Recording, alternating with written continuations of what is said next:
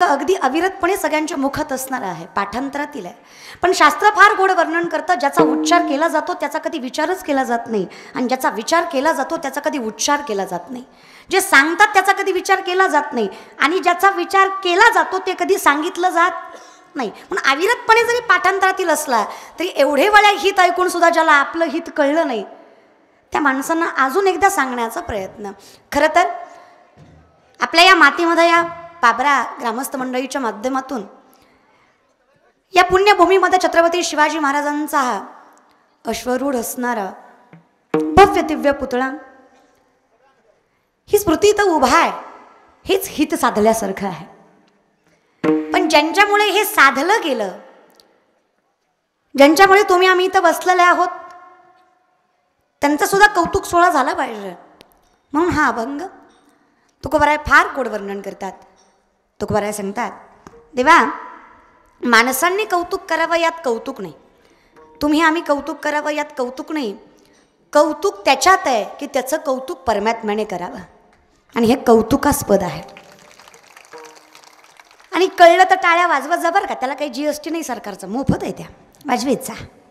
फक्त एवढंच आहे, कळलं तर वाजवा, उगाच त्याच्यानं आपटली म्हणून आपटू नका. जर तुम्हाला कळत नाही तोपर्यंत वाजवायची नाही. कुणालाच कळलं नाही तुम्हाला एखादं वाक्य लागलं, वाजवल्याशिवाय राहायची. वो कैसा होता है ना साहब, बगीचे की खुशबू माली से होती है, कलाकार की दाद ताली से होती है. टाळी तर वाजलीच पाहिजे. एवढं बोलून सुद्धा काय काय लोकांनी वाजवलीच नाही. त्याचं कारण आहे, ते कीर्तन झाल्या 4 माणसात म्हणणार, एवढी बोंबलत होती पट्ट्यानं वाजवलीच नाही. तुम्ही खाता कशा सोबत रे? काय वाटतं माय बापा मला फसवताय? नाही रे दादा, आपलं कसं आहे माहिती आहे का, एक पोरगा यष्टीत चढला, खाली उतरला आणि मोठ्या मोठ्याने हसायला लागला. शेजारच्याने विचारलं का रे हसतो? मग म्हणला कंडक्टरला फसवला. तो म्हणला कसं काय? म्हणला तिकीट काढलं आणि गेलोच नाही. कळलं त्यालाच कळलं. नाही तुम्ही सांगा, याच्यात कंडक्टरच्या बापाचं काय गेलं? तो का म्हणे ऐसी बुद्धी ज्याची जड त्याहून दगड. ते संत फार गोड वर्णन करतात. इथे कोणाचे काय वागेले, कोणाचे काय वागेले, इथे कोणाचे काय वागेले, कोणाचे काय वागेले,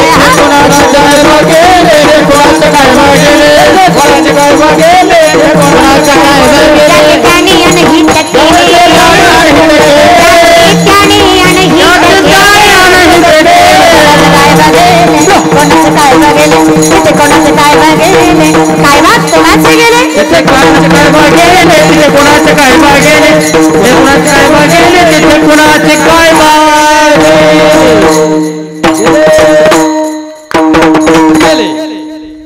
इथे कोणाचे काय वागेले, काय वा कोणाचे गेले, ज्याचे त्याने अनहित केले,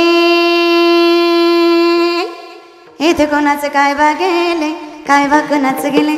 नाही हो मौली, आपुली आपण करा सोड बना. हित म्हणजे कर्तव्य म्हणूयात, हित म्हणजे कर्म म्हणूयात, हित म्हणजे पुरुषार्थ म्हणूयात. ज्याला साधता आला ना मौली. पण कसं आहे ना, मग धन्य माता पिता तयाची आहे का? कारण आमच्या इथे फार गोड वर्णन करतात मौली. इथं कसं आहे ना महाराज, मोठकी ध्याकृती उमटे निज ज्ञानाची फाट फुटे, सूर्यापुढे प्रगटे प्रकाश जैसा आहे. ज्ञानी त्याला म्हणावं ज्याचं ज्ञान व्यक्ती जन्माला यायच्या आधी जन्माला येतं. It is possible. अगदी ज्यांचे वडील छत्रपती शहाजी महाराज, ज्यांची माय मासाहेब जिजाऊ, त्यांच्याच पोटी छत्रपती शिवाजी महाराज, हे लक्षात घ्या. 7 पिढ्याचा परमार्थ त्यांच्या पोटी तुकोबार आहे. वेद पठण करणारं कुळ त्यांच्या पोटी ज्ञानोबार आहे. धन्य माता पिता. हे सायंटिफिकली भाषेत सांगायला गेलं तर जनरेटिक जनरेशन आपण ज्याला म्हणतो, मूळचं ज्ञान म्हणजे उपजता ज्ञानी हे वर्म जाणून आले लोटांगणी चांग देव. 14 विद्या 64 कला 1400 वर्ष वय ज्या माणसाचं, तपश्चर्या एवढी की मेलेला माणूस जिवंत करू शकत होते. ज्ञान असं की आहो 64 कला पारंगत, 14 विद्या पारंगत, तरी सुद्धा 16 वर्षाच्या माऊलींच्या चरणावर मस्तक ठेवतात. धन्य माता पिता. पुरुषार्थ साधण्यासाठी प्रारब्ध प्रबळ लागतं, प्रारब्ध प्रबळ असण्यासाठी ज्ञान सत्य लागतं, आणि ज्ञान सत्य हे कळण्यासाठी आईबापांचं कुळ श्रेष्ठ लागतं. साध्या भाषेत तुका म्हणे ते पाहिजे येड्या गबाळ्याचं. हेच अजून सोपं सांगायला गेलं तर ज्ञानोबाराय सांगतात, इथं आवलत सिंहाचीच लागते, लांडग्याची चालत उघडी पडते. लांडग्याच्या लेकरानं सिंहणीचं दूध पिलं तरी शिकारीच्या वेळेस कळतं की ही लांडग्याची आहे. कळतंय ना? यालाच म्हणायचं जातीचं. मग इथं धन्य माता पिता कोणाचे धन्य माता पिता तर कुळी कन्या पुत्र होती जे सात्विक. पुत्र का मुलगी मुलगा फरक नाही इथे तर नाहीच नाही, वारकरी संप्रदायात तर नाहीच नाही. मग आता आपण तात्पुरता विचार पुत्राचा करूयात. पुत्र शास्त्र सांगतं पतना त्रायती इति पुत्राहा, जे बापाला पापातनं वाचवतं मोक्षापर्यंत पोहोचवतं, जे बापाला या नरकातून वाचवतं, पतन म्हणजे पाप किंवा नरक, त्याला म्हणायचं पुत्र. माझ्या वडिलांची मिरासी गा तुझी चरण सेवा ज्यांनी वाढवली फावी तया कुळा, नामदेवराय सांगतात. ज्यांना कळलं कल्पना ही बाधा आहे, ही संत मंडळी धन्य माता पिता. की ज्यांना कळलं अहंकार हा वारा आहे, कल्पना ही बाधा आहे, आणि ज्यांना कळलं सत्य काय आहे अखंड चिंतन नामा म्हणे तया असावे जामुकी निदान. संत कुठलेही घ्या अर्थ एकच आहे. चौवेदी जाणं साई शास्त्री कारण अठराई पुराण हरिसी गाती. सोपं सांगते बरं का, कारण तुका म्हणे सोपे आहे फक्त शहाणा तो धनी येतो इथे. पण आमचं काय झालं माहितीये का, मार्केटिंगचा जमाना आहे माऊली या काळात. इथं संत सुद्धा तो आहे जो दिखावा करतो. म्हणजे आमचा चमत्कारावर विश्वास आहे पण कृपेवर नाही. किती भलती गोष्ट आहे बघा ना. जादू खरी असते, हाताचा खेळ आहे पण त्याच्यावर विश्वास आहे. मग माऊली सांगतात योग याग विधी येणे नोही सिद्धी वायाची उपाधी धम्म धर्म नलगती सायास जावे सुखे येतो घरा तेच तुको पराय ठाईच बैसुनी करा आवडी आनंद. मारी मुखे म्हणा ना. अहो किती सोपं आहे दादा. ज्याला मायबाप कळले नाही त्याला देव कळणार आहे, ज्याला कुळ कळलं नाही त्याला मूळ कळणार आहे. सत्य समजून घ्यायचं असेल ना माऊली तर थोडेसे डोळे उघडा जरासं. मला विनंती आहे बरं का, जे येतील जे बसतील जिथं जागा असेल तिथं बसतील, तुम्ही दर 5 मिनिटाला काही गोंधळ करू नका. दर 5 मिनिटाला तुम्ही कीर्तनामध्ये व्यत्यय आणताय. एक ओक चालू असतो, तुम्ही बोलू नका एवढीच विनंती आहे माझी. विठ्ठल विठ्ठल विठ्ठल विठ्ठल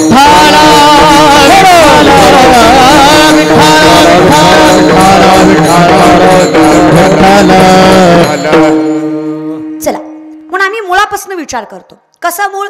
वारकरी संप्रदायाचं मूळ आदिनाथ गुरु सकळ सिद्धांत मच्छिंद्र तयाचा मच्छिंद्राने बोध गोरक्ष वळला गहिनी प्रसादे ज्ञानदेवा सार मग ज्ञानदेवे रचला पाया उभारले देवा. नाथ संप्रदाय वारकरी संप्रदायाचं मूळ आहे, ज्ञानोबरा हे त्याचं कुळ आहे आणि तुकोबरा हे त्याचं फळ आहे. हे लक्षात घ्या. मग आम्ही धन्यता कुणाला देतो? ज्यांनी सुरू केलं धन्य माता पिता, ज्यांनी वाढवलं होती जे, मग ज्यांनी वाढवलं तयाचा हरिक वाटे, पण ज्यांच्यामुळे वाढवलं गेलं तरी माझ्या दैवा घडो त्यांची सेवा. ज्यांच्यामुळे कळालं की हे मूळ आहे. म्हणजेच काय तर बघा, बापाला शुगर असली की पोराला होते. इट इज जेनेटिक, अनुवंशिक होती ना. बापाला शुगर असली की 80% 20% आपण अपवाद सोडूयात. सायंटिफिकली बापाला शुगर असली की पोराला होते. तसं बापाकडं स्वरज्ञान असेल तर पोराला मिळतं. 3-4 मुलं असतील त्यातल्या एखाद्या पोराला तरी भेटतं. बापाकडनं मिळालेलं स्वरज्ञान हे पोराचं प्रारब्ध आहे. त्याच्यासाठी त्यानं केलेली साधना हे त्याचं कर्म आहे. त्याच्यासाठी त्यानं ज्या गुरुचा स्वीकार केला हे त्याचं वर्म आहे. जे सत्य असलं पाहिजे स्वीकारलं पाहिजे. माझ्यापेक्षा मोठा कुणीतरी आहे हे जोपर्यंत कळत नाही तोपर्यंत ज्ञान ग्रहण होत. मग संत जरी असले, ज्ञानियांचं ज्ञान हे ज्ञानोबराय जरी असले, ज्ञानोबरायांचं ज्ञान म्हणजे ओतप्रोत ज्ञान, ते चालते ज्ञानाचे प्रतिबिंब.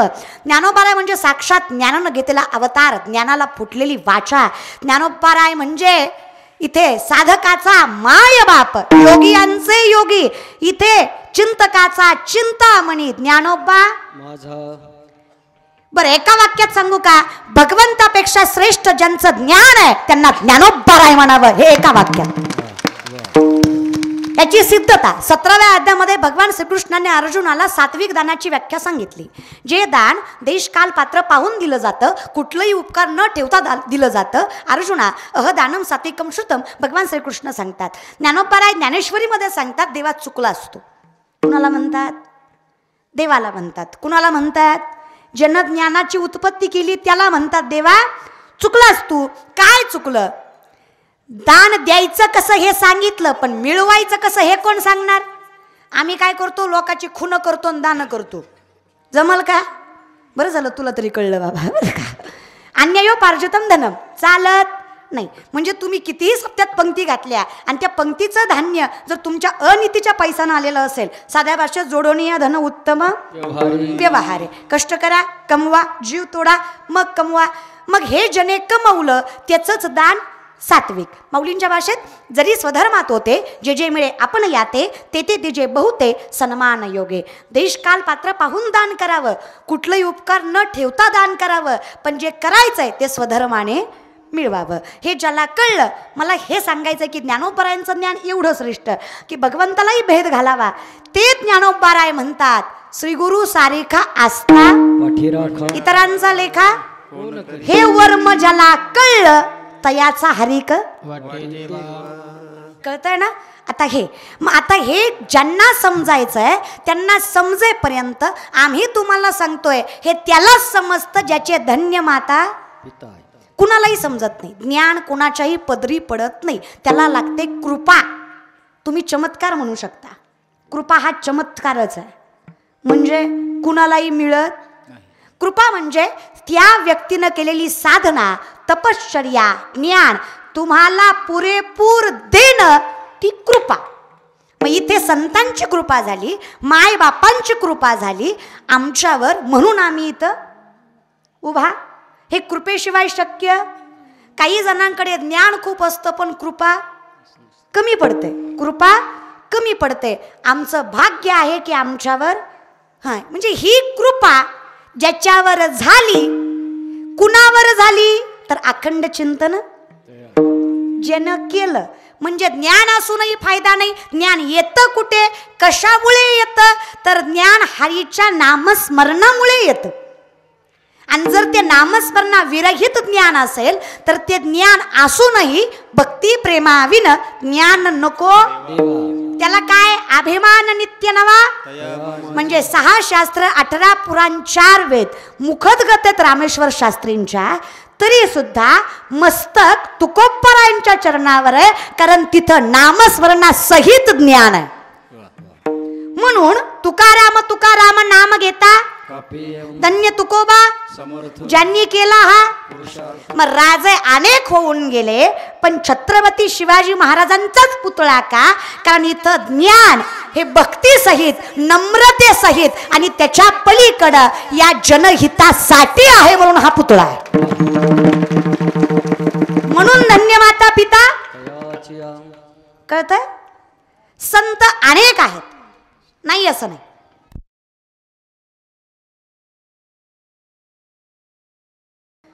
अहो एवढं सामर्थ्य आहे ना माझ्या तुकोबरायांमध्ये. जेवढं भगवंताच्या नामात सामर्थ्य आहे तेवढं तुकोबरायांच्या नामात सामर्थ्य आहे. आणि ते जगत करू तुकोबराय जेव्हा कुणाची तरी सेवा करायची म्हणतात आणि जर घडली तर माझ्या भाग्याला पार नसेल म्हणतात, अंत नसेल म्हणतात, म्हणजे विचार करा त्या व्यक्तीची श्रेष्ठता काय. ती व्यक्तीची श्रेष्ठता त्या कुळामुळे आहे, त्या संस्कारामुळे आहे, त्या नामामुळे आहे. म्हणून ज्ञान कितीही गहन असलं, कितीही श्रेष्ठ असलं तरी नामस्मरणाशिवाय अपूर्ण आहे. म्हणून आम्हाला भगवंताचं नामचिंतन करायचं आहे, म्हणून आम्ही करतोय. कारण ह्या पुंडलिकावरद हरीमध्ये एवढी ताकद आहे ना. नामदेवरायांच्या दिंडीमध्ये असेच 4 निघाले आणि नामदेवराय म्हणले, बाबा हो तुम्हाला जर वाटते की यमदूतांनी तुम्हाला नेहू नये तर प्रेमाने भगवंताचं नामचिंतन करा. जसं पुंडलिकावरद हरी विठ्ठल म्हणावं तसं यमदूत जे पायाने पळावे ना, दूत सांगत से यमा दिंडी पुढे चाले नामा, तो नागवितो आम्हा विष्णू तास म्हणून या. काय सांगायचं मग. यमदूत सांगतो नका जाऊ तया कावा नामधारकाच्या. अहो त्याच्या शिवेला वेशीला सुद्धा जायचं. एवढी ताकद आहे नामस्मरणामध्ये. समजून घेत जा ना दादा. पण आम्हाला काही वाटतं नाम घेणारे मूर्ख. तुकोबराय म्हणले चला आज म्हणाल मूर्ख आहे, उद्या म्हणाल मूर्ख आहे, परवा म्हणाल येडा आहे, पुन्हा म्हणाल पाक येडा आहे.